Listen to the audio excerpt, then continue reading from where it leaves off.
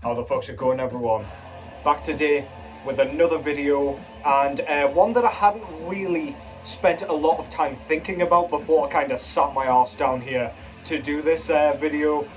But while I was kind of thinking about and having a look at some of the releases that I'm really excited for come the kind of back end of 2023, basically from now onwards, I thought I would kind of come along and give you guys some recommendations so that you can get as hyped as I am for some of these.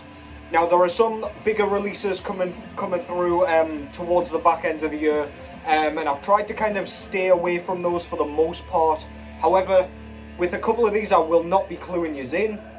It's just to kind of get yous a bit more hyped, because these are truly albums that I cannot wait for. A few different styles here, so yeah, looking forward to talking about some of these. A couple of these I will kind of explain as I'm going, but I do plan on doing extensive reviews on a few of these albums, so I'll try not to speak too much about what I've heard so far and things like that with like singles and maybe even full lengths at this point. But yeah, let's get into what's going on in the background first of all. Apologies for the gloss. Can't remember if I've had this in the back of one of the videos prior, but anyway, I just saw it sat in my drawer and I fancied sticking it on. This is Horrendous with their fourth full-length album entitled Idol. This came out in 2018, maybe? 2018, I think, through Season of Mist. Now, if you're not familiar with Horrendous, they play a very kind of proggy style of death metal. If you watched, it might have been my previous video or the video before even, I explained pretty much everything that Horrendous was about, as they've just brought out a brand new full-length album in 2023 entitled Ontological Mysterium. This is very proggy death metal in the style of kind of Death's later work, even Tomb Mold's newer work, Cynic, you name it. Put any band in there like that, Atheist, any of those kind of proggy, jazzy, kind of unpredictable, eccentric death metal bands. You've pretty much got what Horrendous has got here. Very, very stop-startish, very kind of erratic and all over the place. Very twiddly and technical, but not overtly so. Really good shit. This is probably my least favourite album of Horrendous's catalogue, to be honest. But yeah, still an album worth having on some sort of physical format, in my opinion. So yeah, go and check this one out if you haven't heard it already. That's Idol by Horrendous from 2018. To kick things off, hope you enjoy what's going on in the background there. Okay, so I'm bringing you 5 albums here, and these are 5 that I'm kind of most excited for, most expecting will kind of blow my tits off, if you will, for want of a better phrase. But I mean, is there a better phrase than that? Who knows? So yeah, as I say, won't be going too far into detail on any of this shit, but yeah, let's get into it with number 1, or the first kind of album that I want to talk about, that is coming out on the 24th of November, and that is Cruciamentum's sophomore full-length album entitled Obsidian Refractions. So this one's coming out through Profound Law, and if you're not familiar with this band, they play a very kind of incantation-esque, Dead Congregation-esque, sort of Father Befouled-esque style of death metal. Very dark, almost rolls over on the blackened and the doom side of death metal. Extremely riffy. Their debut album, Charnel Passages, really got kind of blood pumping. Made Cruciamentum one of the kind of most hyped death metal bands in the subgenre, and that album came out back in like 2015, I think, so we've been waiting an awful long time for a new full length, and it's only built the kind of pressure cooker, if you will, of kind of hype, anticipation and salivating mouths for this brand new full length album. First 2 tracks have been absolutely massive, really riffy yet again. Guitar tone and everything's perfect. I think they've had a couple of lineup changes since their last album, if not maybe only one lineup change. Regardless, they are missing absolutely nothing from this kind of most recent incarnation of their sound, if you will. It just sounds like it's going to be just as good, if not better, than the debut. So yeah, keep your eyes open for that. That's Cruciamentum out of London, I believe, originally, but they're a bit all over the place. I think there's guys out of the US, Scotland, and the UK in that band. But yeah, sophomore full-length album, Obsidian, Refractions, out on Profound Law Records on 24th of November. Go and check that out. The second album I want to talk about, which is another one I'm super hyped for, another sophomore record as well.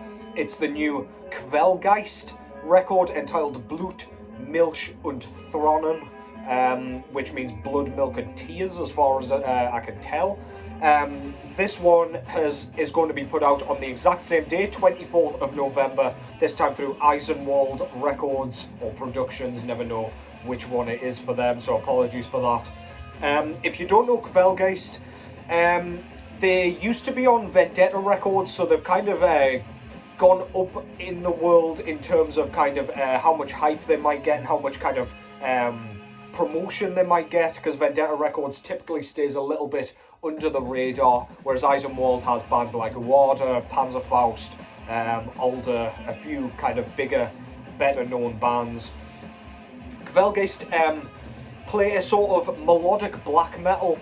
It's very, very kind of on the higher register of things, so there's nothing too like chunky. It doesn't kind of tread the path between sort of death metal and black metal. There's none of that. It's very kind of tremolo-y.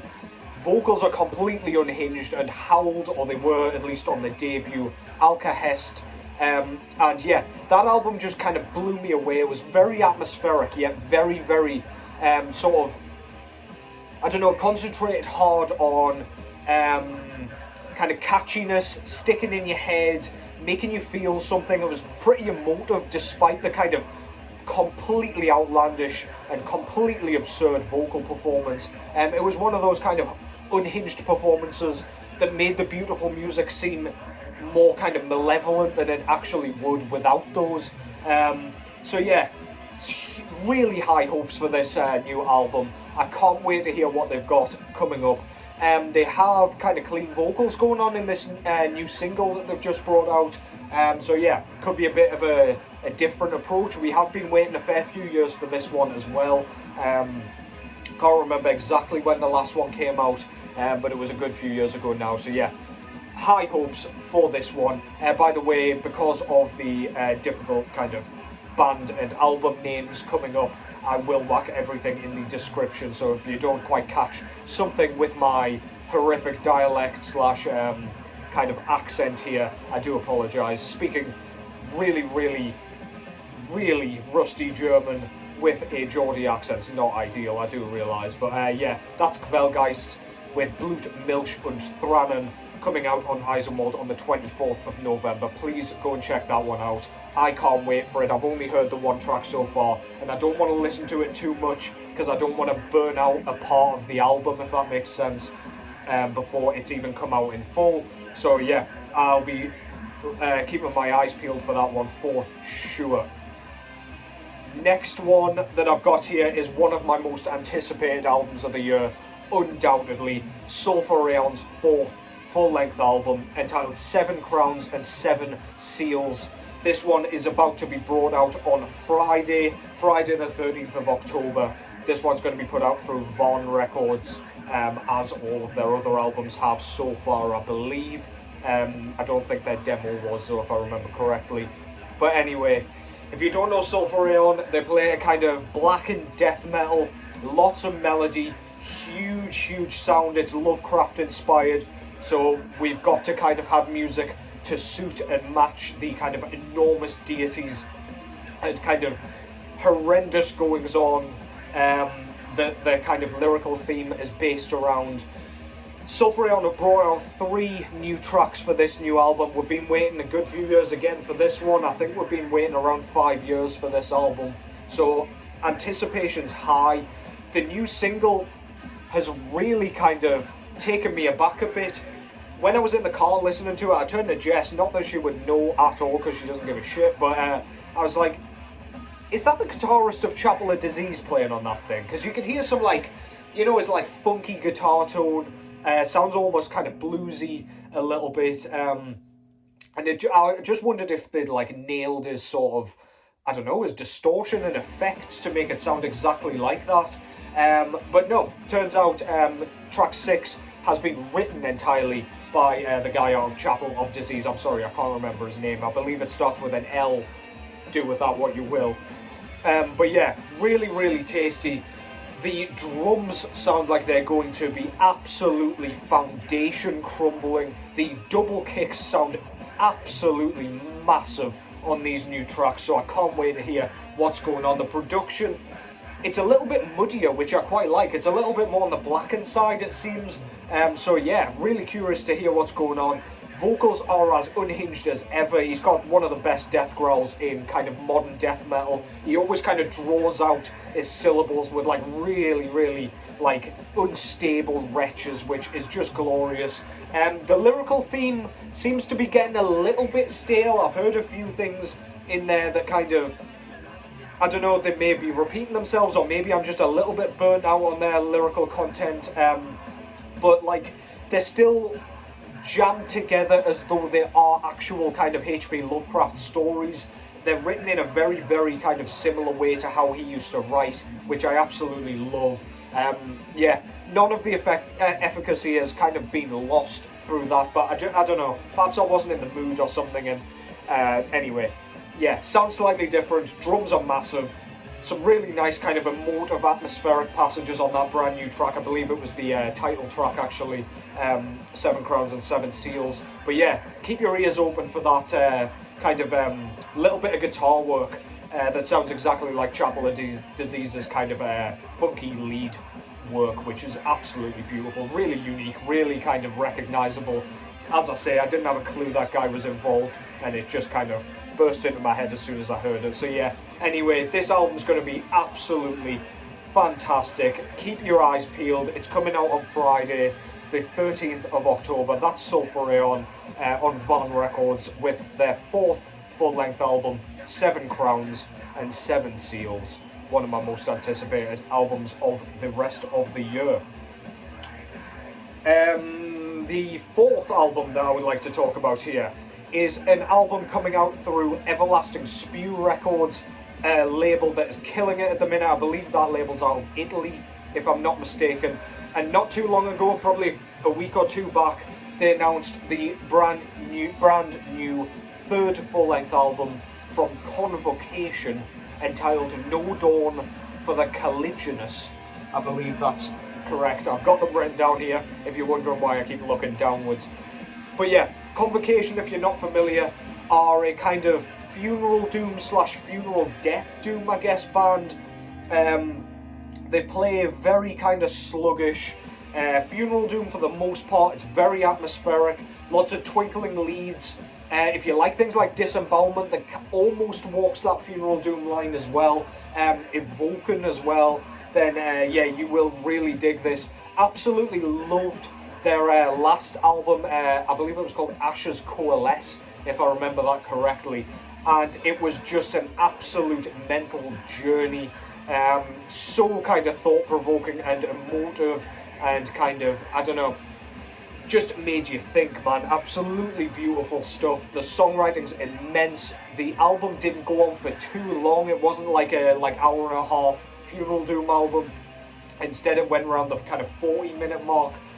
So they're very kind of self-aware. They know they don't want to outstay their welcome with this kind of really slow and challenging, excuse me, music. I don't think I've ever gotten through one of these videos without burping on camera. I do apologise. Goddamn, guys, gross. Yeah, I can't say enough good things about Convocation. I should probably have heard this by the time it comes out on the 24th of November, because it did drop into my inbox to review, so I'm hoping to give this one an actual full review on YouTube, so I won't go into it too much. The new single is absolutely amazing. Some like ghostly clean vocals on there, some really nice like atmospheric passages, and they just hit the spot beautifully. If you like Death Doom, if you like Funeral Doom, this gels the two together absolutely splendidly. So yeah, please go and check this out. Convocation, No Dawn for the Caliginous, oh, No Dawn for the Caliginous Night, sorry, out on the 24th of November through Everlasting Spew. Please go and check it out. No Dawn for the Caliginous Night. I missed that last word there, that's poor. Do apologise. While I remember, I have managed to get the sort of prizes sorted for the kind of Halloween giveaway that I'm doing. I'm hoping they kind of arrive by the time the 31st of October comes round, but I have ordered them. Everything's hopefully going to be here. I'll keep you posted, but it's all sorted. So yeah, keep those pumpkins flowing, if you will. And yeah, some exciting shit. I've gone kind of Halloween themed for the band names and things like that. It is going to be like a record giveaway. I mean, you probably fucking knew that already, let's be honest. What the hell else are you watching this channel for? But yeah, let's get into the final album that I'm super excited for, and I'm gonna have to read this off the goddamn sheet because it's the most ridiculous album name you could imagine. Tetragrammacide is bringing out a new album, which is an Indian black and death metal band, sophomore full-length album, entitled Typho-Tantric Aphorisms from the Arachneophidian Qur'an. Why do you do this to me? And why do I do this to myself? I always pick and like albums that just have the most obscene kind of titles.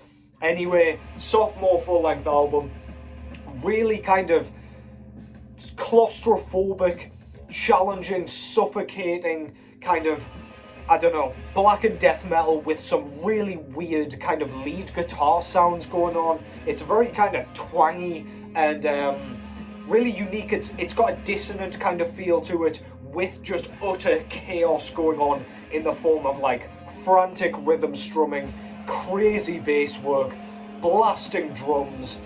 It's just going to be absolute chaos. It's one of the most destructive bands in the black and death metal scene at the moment, and they've only brought out one other album along with a couple of demos, I think, and maybe an EP. This is going to be mental. I can't fucking wait for this one to drop properly. This one is going to come out on 3rd of November through Iron Bonehead Productions, and I'm super excited. I'm definitely going to be getting the record, so if you watch this and then forget about it, I will be showing this in a later video, and I'm hoping to review it as well. This has dropped in my inbox as well, so I will be able to get an review cranked out, before that comes out. I'm hoping, if I find the time amongst all the other stuff that's coming out. But yeah, that thing is going to be absolutely obliterative, and you don't want to miss it. That's Tetragrammacide out of India with their sophomore full-length album, Typho-Tantric Aphorisms from the Arachneophidian Qur'an. Holy Mother of God. And yeah, that concludes that. I hope you enjoyed that. I didn't really know what format I was going to be kind of doing this in. I just wanted to speak my mind a little bit about some of the albums that I'm going to be enthusing about over the next couple of months. There's been some absolutely insane albums out already in 2023 that I still haven't spoken about on this channel or on Instagram or anything yet, and you will see that later in the year. But yeah, there's still so much good shit yet to come that I'm just looking forwards at the minute, and we'll use the back end of the year to kind of look back on what has been an absolutely outstanding year for extreme metal, and indeed music in general, really. But yeah, hope you enjoyed that. Let me know if you are excited for these ones. If you aren't aware of some of these and you'll check them out. Let me know what you think of the singles that are out so far, because every single one of these bands has at least one new single out, kind of in anticipation for their new materials. But yeah, for now, thank you for watching. Take care as always. Listen to some of these fucking tunes, and I will catch you in the next one.